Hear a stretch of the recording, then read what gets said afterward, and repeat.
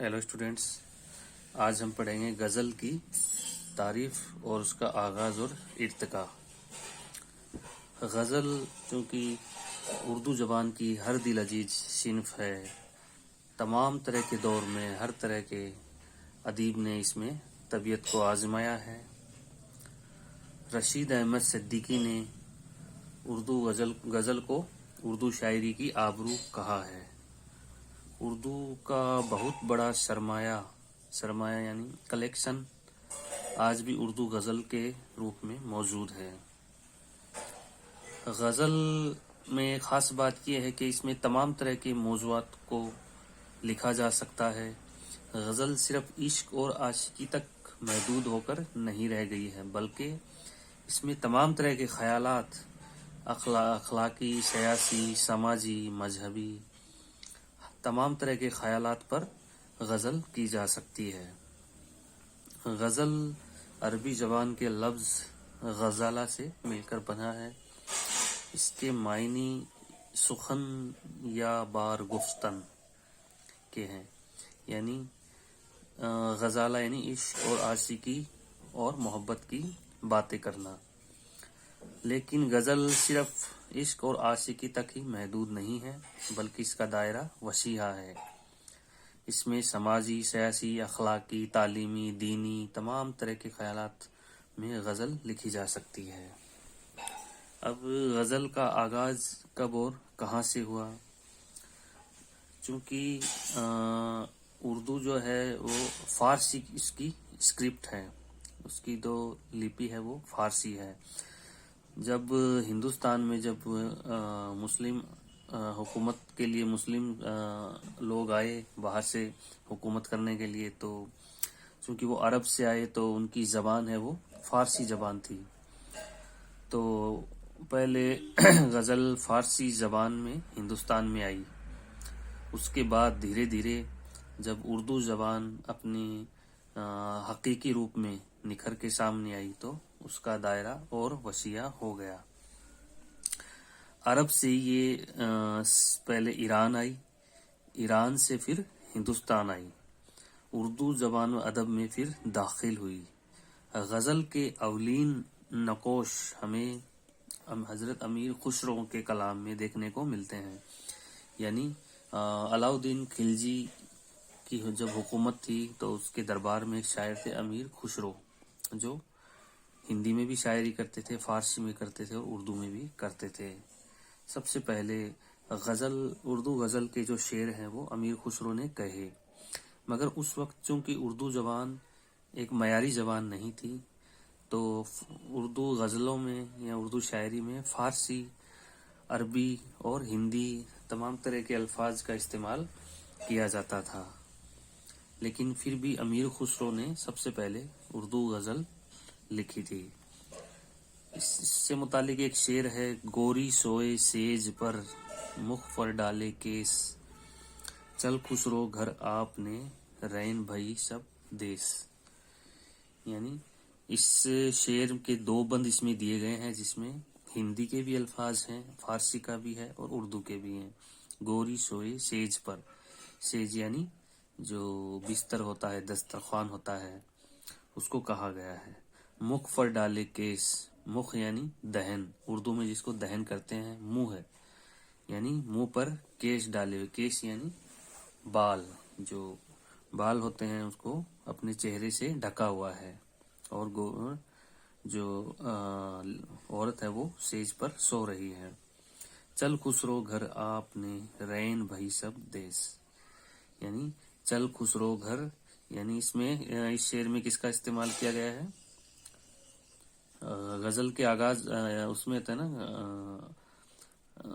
तहकीक, तमद्दुन, चल खुसरो घर आपने, यानी अपने खुद के जो नाम है उसका इस्तेमाल उसने किया है। रैन भई सब देश, यानी चुस खुसरो हमें अब घर चलना चाहिए, क्योंकि ये हमारे बस का काम नहीं है। खुसरो के अलावा अब चूँकि उर्दू शायरी जो मयारी दौर में थी, सब पहले दक्कन में शायरी की जाती थी, है ना। शुमाले हिंद की बजाय दक्कन में उर्दू शायरी का रिवाज है वो ज़्यादा था. اب اس سے متعلق میں آپ کو بتانا چاہوں گا کہ دکن میں 5 اس وقت خود مختار ریاستیں ہوتی تھی، جن میں احمد نگر، گولکنڈا، بیجاپور، بیدر.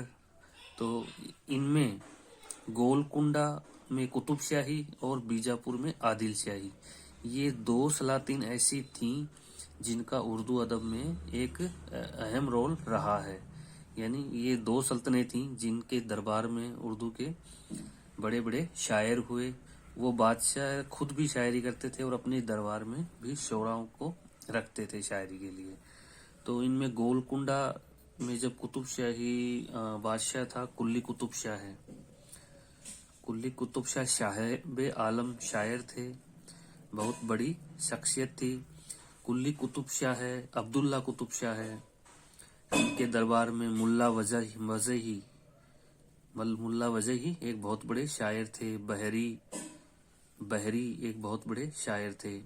ایسے ہی عادل شاہی دور میں علی عادل شاہ شانی اردو کے بہت بڑے شاعر تھے. ان کو علی عادل شاہ شانی کو صاحب قلم کا بھی لقب عطا کیا گیا تھا. علی عادل شاہ شانی کے دربار میں ایک مشہور شاعر ہوئے اردو کے، جنہوں نے مثنوی بھی لکھی، مرثیے بھی لکھے. نصرتی کا نام آپ نے سنا ہے.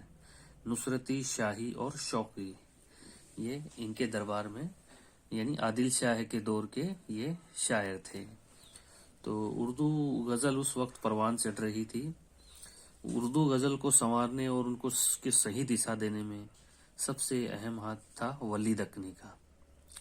ولی دکنی چونکہ مہاراشٹر کے تھے، اورنگ آباد کے تھے، یعنی دکنی یعنی دکشن بھارت کے تھے. تو جب وہ سب سے پہلے شمال ہند میں آئے 1600 میں، تو یہاں کے حضرات سے اور عالم اور فاضل لوگوں سے انہوں نے ملاقاتیں کی.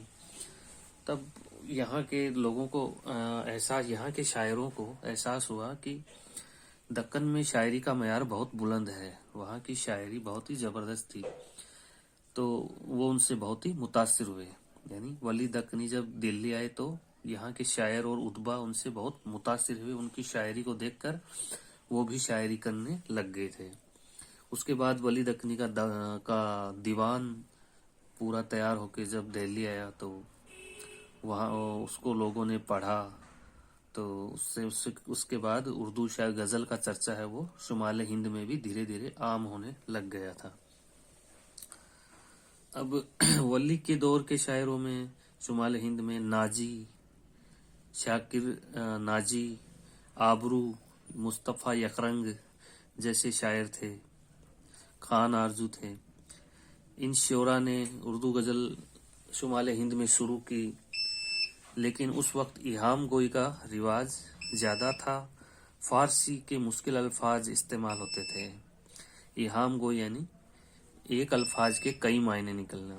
تو جب شاعری میں جب شعر پڑھتے تھے تو ایک لفظ کے 3-4 معنی نکلتے تھے. تو شعر کا اصل مطلب نکالنے میں بہت دشواری ہوتی تھی کہ شاعر اس شعر میں کیا کہنا چاہ رہا ہے. تو جو ایہام گوئی کی شاعری تھی، لفظی شاعری تھی، فارسی کے مشکل الفاظ اس وقت استعمال کیے جاتے تھے، تو پڑھنے میں بہت مشکلات ہوتی تھی. تکلیف اور تسنا کی شاعری تھی. اس کے بعد جب میر درد اور شودا کا دور آتا ہے تو ایک اہم اردو کا سب سے اہم غزل کا ایک دور آتا ہے، میر، شودا اور درد. میر تقی میر کے بارے میں آپ اچھی طرح پڑھ چکے ہیں. میر کیونکہ ایک داخلیت کے شاعر تھے. داخلیت یعنی دل کی کیفیت رکھنے والا، جو اندر سے شاعری کرتا ہے اور ایک ٹوٹے ہوئے دل، درد و غم کی شاعری کرتا ہے، وہ ہوتا ہے داخلیت کی شاعری. اور خارجیت کی شاعری میں کیا ہوتا ہے کہ باہری چیزوں کا ذکر ہوتا ہے. شاعر جیسے بہاروں، نظاروں کا ذکر کرتا ہے، کھیت کھلیان کا ذکر کرتا ہے. اگر عشق بھی ہے تو وہ بھی مجازی ہے، حقیقی نہیں ہوتا ہے. تو وہ عشق مجازی ہوتا ہے اور وہ خارجیت ہوتا ہے. تو آپ داخلیت اور خارجیت کے معنی اس بات سے سمجھ سکتے ہیں.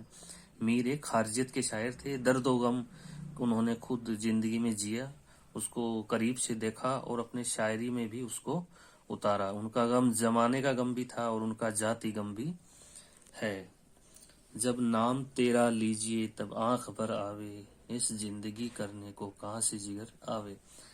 یعنی جب شاعر کہہ رہا ہے کہ جب محفل میں کہیں بھی یار دوستوں میں جب میں جاتا ہوں اور میرے محبوب کا جب ذکر آتا ہے، اس کا نام میرے سامنے آتا ہے، تو مجھے بہت ہی دکھ اور درد ہوتا ہے، تڑپ ہوتی ہے، کیونکہ وہ میر تقی میر عشق میں کے غم میں بھی عشق میں بھی چوٹ کھائے ہوئے تھے۔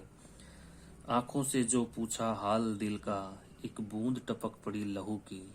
یعنی جب ان سے پوچھا گیا کہ آپ کی مزاج کیسا ہے، طبیعت کیسی ہے، تو آنکھوں میں جو ہے رو رو کے پانی کی بجائے لہو، اس کے آنسو کی بجائے خون ٹپکنے لگتا ہے۔ یعنی ان کو اتنی پیڑا، اتنا درد و غم کا احساس ہوتا ہے۔ سودا نے یوں تو قصائد کی وجہ سے مشہور ہوئے اردو ادب میں، لیکن انہوں نے اردو غزلیں بھی بہت لکھی۔ اردو غزل کو انہوں نے داخلیت سے خارجیت کی طرف موڑا۔ داخلیت میں نے آپ کو بتایا تھا، میر تقی میر داخلیت کے شاعر تھے، یعنی جس میں حقیقی عشق ہو، درد و غم کی شاعری ہو، وہ داخلیت۔ لیکن سودا ایک ہنسی مذاق، ایک فصاحت کے شاعر تھے، تو انہوں نے داخلیت سے شاعری کو خارجیت کی طرف موڑا، یعنی دوسرے طرح کے مضامین میں انہوں نے شعر کہے۔ ان کی غزلیں اتنی آمیز لب و لہجہ ہے، اس میں سرمستگی ہے، شگفتگی ہے، یعنی ترنم ہے، ہنسی مذاق ہے، جن کی وجہ سے کافی اہمیت رکھتی ہیں۔ جب درد کا ذکر کرتے ہیں تو درد کی غزلوں کا سب سے اہم خاصیت ان کی لب و لہجہ اور صوفیانہ ان کا انداز ہے۔ ان کی غزلوں میں پاکیزگی روح ہے اور عشق کی جلوہ گری ہے، زبان بہت صاف اور کوشر اور تسنیم سے ڈھلی ہوئی ہے۔ یعنی درد کی غزلوں کا لب و لہجہ صوفیانہ انداز میں شاعرانہ ہے۔ مذہبی مضامین پہ انہوں نے خوب بہت اچھی شاعری کی ہے، اور ان کی زبان ہے وہ بہت ہی صاف ہے، میٹھی ہے، شیرینی ہے اور کوشر ہے۔ درد کے فن کی بالیدگی اور اثر آفرینی اپنی جگہ مسلم ہے۔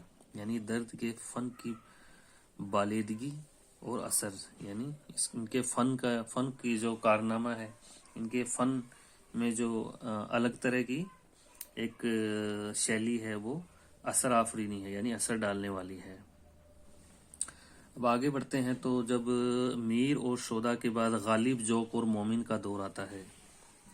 غالب نے اردو غزل کو فکر و فن دونوں اعتبار سے متاثر کیا۔ غالب اردو غزل کے سب سے بڑے شاعر ہوئے ہیں۔ انہوں نے فکر اور فن دونوں سے غزل کو متاثر کیا۔ فکر یعنی غالب کے خیال میں ایک فلسفہ تھا، ایک بات، ان کی وضاحت ہوتی تھی، ان کی بات میں بہت دور تک کی وہ سوچ رکھتے تھے، بہت بڑی بات کہتے تھے۔ غالب نے غزل میں فکری عنصر کو داخل کیا، یعنی سوچنے پہ مجبور کیا شاعروں کو، اور ان کی بات میں بہت وزن ہوتا تھا۔ غالب، ذوق اور مومن اردو غزل کو انہوں نے نیا موڑ دیا۔ ان کی غزلوں میں حسن اور عشق کا ایک نگار خانہ موجود ہے۔ ان کی غزلوں میں رنگینی، نازکی، خیالی طنز اور شوخی ہے۔